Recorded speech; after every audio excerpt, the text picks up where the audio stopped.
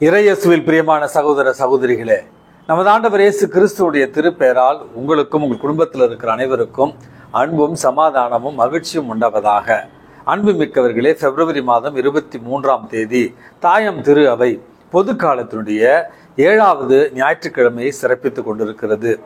அன்பு மிக்கவர்களே, கடந்த 6-7 நாட்களாக நம்முடைய திருத்தந்தை பிரான்சிஸ் அவர்களுக்காக தொடர்ந்து ஜெபித்துக் கொண்டிருக்கிறோம். நேற்று கூட நான் சொன்னேன், அவருடைய நிலைமை கொஞ்சம் கவலைக்கிடமாகத்தான் இருக்கிறது அப்படின்னு சொன்னேன். அன்பு மிக்கவர்களே, மருத்துவர்கள், செவிலியர்கள், உலகம் முழுவதும் இருக்கிற அனைத்து நல்லுள்ளம் கொண்டோர் அனைவருமே திருத்தந்தையினுடைய உடல் நலத்திற்காக ஜெபித்து கொண்டிருக்கிறார்கள். உங்க அனைவருக்குமே தெரியும், இந்த வருடம் யூபிலி ஆண்டு, எதிர்நோக்கின் ஆண்டு என்று நமக்கு தெரியும். நிச்சயமாக நம்பிக்கையோடும் எதிர்நோக்கோடும் ஜெபித்தால் இறைவன் திருத்தந்தைக்கு பூரண சுகத்தை கொடுப்பார் அப்படிங்கிற நம்பிக்கையில நீங்கள் எல்லோரும் ஜெபிக்க உங்களை அன்போடு அழைக்கின்றேன். இதோடு ஒரு இன்ட்ரெஸ்டிங்கான நியூஸ் ஒன்று நேற்று நான் வாசித்தேன். இது நான் வெரிஃபை பண்ணிட்டு தான் உங்கள்கிட்ட சொல்றேன், உண்மைக்கு புறம்பான செய்தி இல்லை. அதாவது ரோம் நகரத்தில் திருத்தந்தை அவர்கள் சிகிச்சை பெற்றுக் கொண்டிருக்கிற மருத்துவமனையினுடைய பெயர் ஜெமெல்லி ஹாஸ்பிட்டல் என்று சொல்வார்கள்.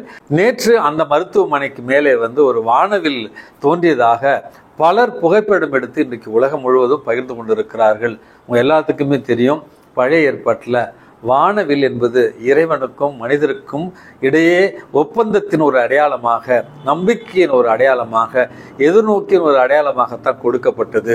ஆகவே மனம் சோர்ந்து இருந்த நமக்கு இந்த வானவில் இறைவனால் கொடுக்கப்பட்ட ஒரு அடையாளமாகவே நான் பார்க்கிறேன். நிச்சயமாக திருத்தந்தை அவர்கள் நம்முடைய ஜெபத்தால் பூரண சுகம் பெற்று மறுபடியும் நம்முடைய திருச்சபைக்கு தலைவராக வருவார் என்கிற நம்பிக்கையோடு அவருக்காக ஜெபிக்க உங்களை அன்போடு அழைக்கின்றேன்.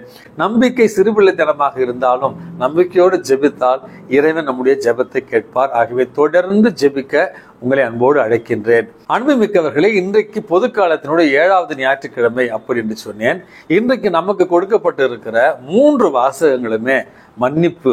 இறைவனிடத்துல நாம் எப்படி மன்னிப்பு பெற வேண்டும், பிறரை எப்படி மன்னித்து மகிழ்ச்சியாக வாழ வேண்டும் என்கிற ஒரு அழகான புண்ணியத்தை பற்றி தான் நமக்கு தெளிவாக எடுத்து சொல்லுகின்றன. முதல்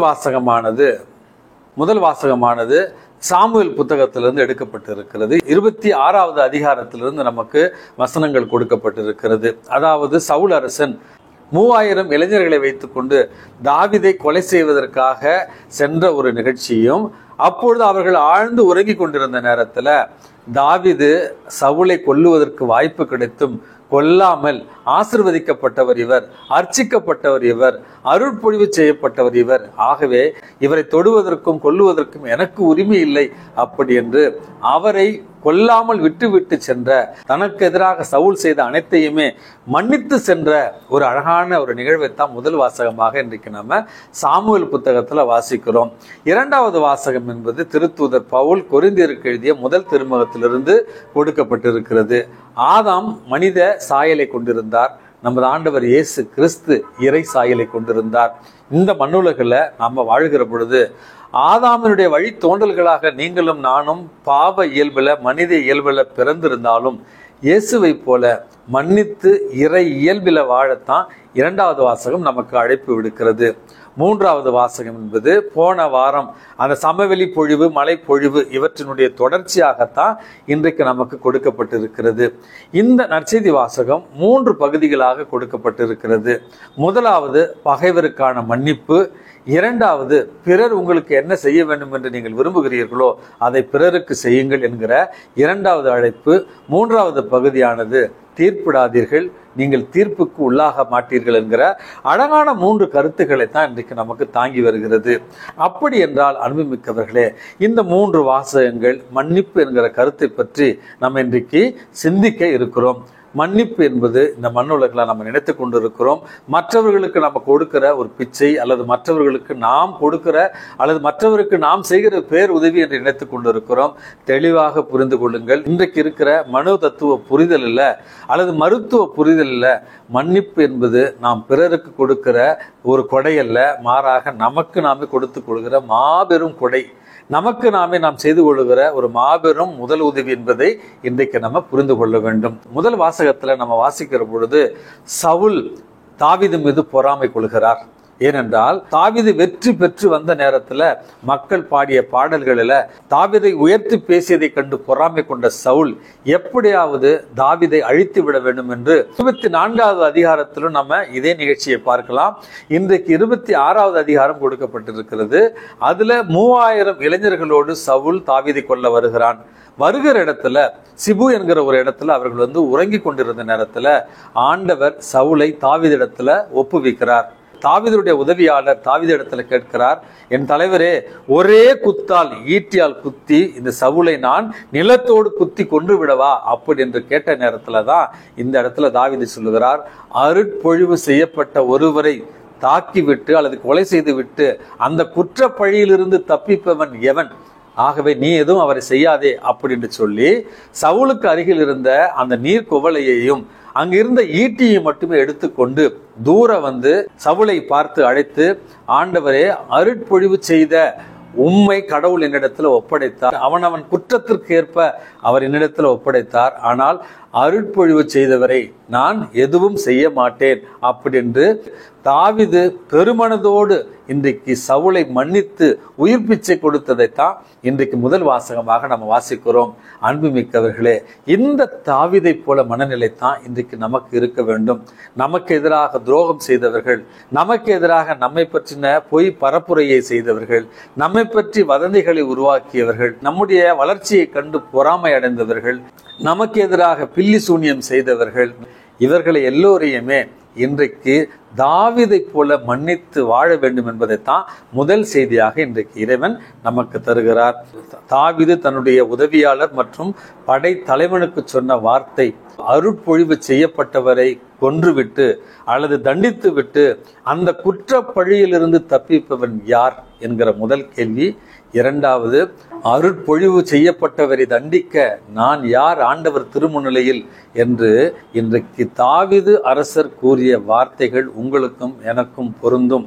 நம்முடைய பங்குகளில், நாம் வாழ்கிற பகுதிகளில் இன்றைக்கு ஒரு சில பேர் குருக்களை, அருட்பொழிவு செய்யப்பட்டவர்களை பற்றி வதந்திகளை பரப்புவது, அவர்களுக்கு எதிராக சூழ்ச்சிகள் செய்வது அல்லது அவர்களை பொது இடங்களில் அவமானம் செய்வது என்பதை ஒரு வாழ்க்கையினுடைய குறிக்கோளாகவே வைத்திருக்கிறோம். குருக்களிடத்திலும் குறைகள் இருக்கின்றன, நிறைகள் இருக்கின்றன, மனித பலவீனங்கள் இருக்கின்றன. ஆனாலும் தாவீது அரசர் சொன்னதை உங்களுக்கு நினைவுபடுத்த விரும்புகிறேன். அருட்பொழிவு செய்யப்பட்டவர் மீது கை வைத்து விட்டு அந்த குற்ற பழியிலிருந்து தப்பிப்பவர் யார்? அருட்பொழிவு செய்யப்பட்டவர் மீது நான் கை வைக்க மாட்டேன் என்கிற இந்த வார்த்தைகளை நினைவில் கொண்டு குருக்களிடத்துல அல்லது அபிஷேகம் செய்யப்பட்டவர்களிடத்துல குறைகள் இருப்பின் சகோதர உணர்வோடு, கண்டிப்போடும், பொறுப்போடும், கண்ணியத்தோடும் அவர்களுடைய குற்றங்களை எடுத்து கூற வேண்டியது உங்களுடைய கடமை. இரண்டாவது, அன்புமிக்கவர்களே, இன்றைக்கு கொடுக்கப்பட்டிருக்கிற இந்த நற்செய்தி வாசகத்துல முதல் பகுதியானது பகைவரிடத்துல அன்பு அப்படி என்று சொன்னேன். நான் சொல்வதை கேட்டுக்கொண்டிருக்கும் உங்களுக்கு கூறுகிறேன், உங்கள் பகைவரிடத்துல அன்பு கூறுங்கள், உங்களை வெறுப்போருக்கு நன்மை செய்யுங்கள், உங்களை சபிப்போருக்கு ஆசி கூறுங்கள், உங்களை இகழ்ந்து பேசுவோருக்காக இறைவனிடத்தில் மன்றாடுங்கள், உங்களை ஒரு கன்னத்தில் அறைபவருக்கு மறு கன்னத்தையும் காட்டுங்கள், உங்கள் மேலுடையை எடுத்துக்கொள்பவர் உங்கள் அங்கியையும் எடுத்துக்கொள்ள பார்த்தால் தடுக்காதீர்கள், உங்கள் பொருட்களை உங்களிடமிருந்து எடுத்துக்கொள்பவர்களிடத்துல திரும்பி கேட்காதீர்கள், பிறர் உங்களுக்கு என்ன செய்ய வேண்டும் என்பதை நீங்கள் விரும்புகிறீர்களோ அதை பிறருக்கு செய்யுங்கள், கடைசியில தீர்ப்பிடாதீர்கள், நீங்கள் தீர்ப்புக்கு உள்ளாக மாட்டீர்கள் என்று 3 பகுதிகளாக மன்னிப்பு எப்படி இருக்க வேண்டும் என்பதை இன்றைக்கு நமது ஆண்டவர் இயேசு கிறிஸ்து இன்றைக்கு எடுத்து சொல்லுகிறார். அன்புமிக்கவர்களே, மன்னிப்பை பற்றி பல நிகழ்வுகளை நான் சொல்லலாம். திருத்தந்தை புனித 2ஆம் ஜான் பால் அவரை சுட்டவரை அவருடைய சிறைச்சாலைக்கு சென்று மன்னித்த நிகழ்வை நாம் மறந்துவிடக்கூடாது. நெல்சன் மண்டேலா தன்னை ஒரு தனி சிறையில் அடைத்து சிறுநீரகத்தை தன்னுடைய முகத்தில் ஊற்றிய அந்த வெள்ளையருக்கு மறுபடியும் மன்னித்து ஏற்றுக்கொண்ட ஒரு நிகழ்வை நம்மால் மறக்க முடியாது.